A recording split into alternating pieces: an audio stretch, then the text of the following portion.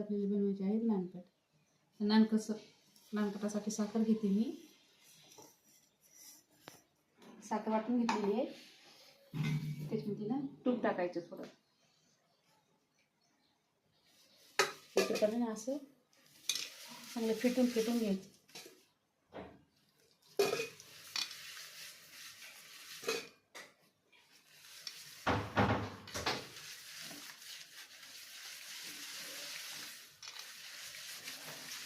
त्याच्या असे एकदम बारीक फेटून घ्यायची. क्रीम बनवल्यासारखी बनते मग अशी.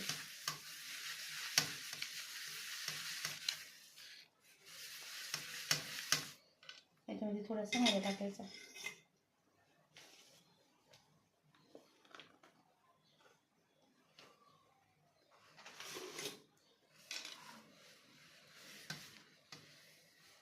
आणि थोडी विलायची पण टाकते मी.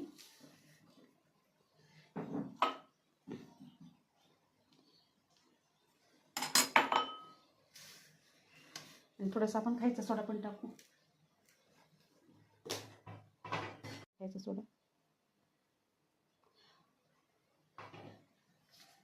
आणि साखर आपल्याला जशी लागेल तशी घ्यायची आपण.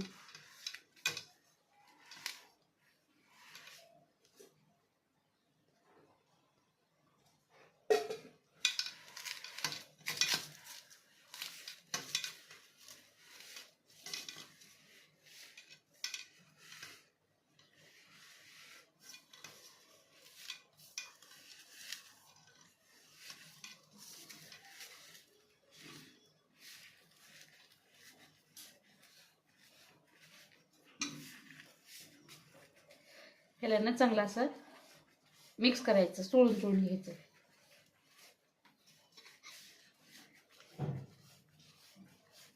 तर अशा प्रकारे आपलं नानकटचं पीठ तयार केलेलं आहे.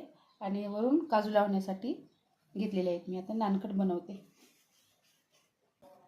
तर ते कुणाची बघितली काय माहिती, त्याच्यासाठी करते थोडीशी नानकट.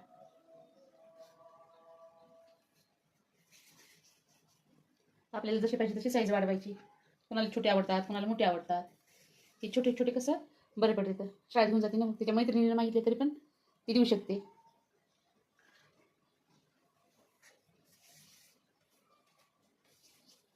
बदाम लावून घेऊया. तुम्ही बदाम लावू शकता, काजू लावू शकता, चारोळी लावू शकता. इथे पॅन ठेवते आणि थोडंसं मीठ टाकते. का तर आपली वाटी ना करपत बी नाही. थोडं पसरवते.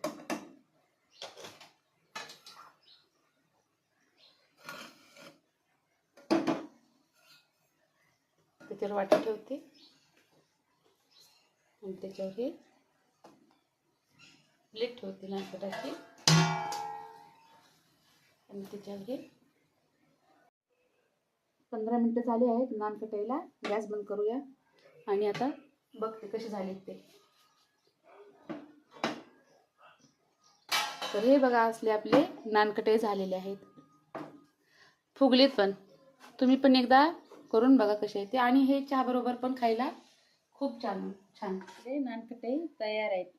ते आपण चहा बरोबर खाऊ शकता. आणि मुलांना, जे मुलं शाळेत बाहेरचं खातात ना, तर हे पण द्यायला चालतं. आणि प्रवासामध्ये पण छान. आणि शेजारी जर द्यायची असेल ना कोणाला, अतिउत्तम.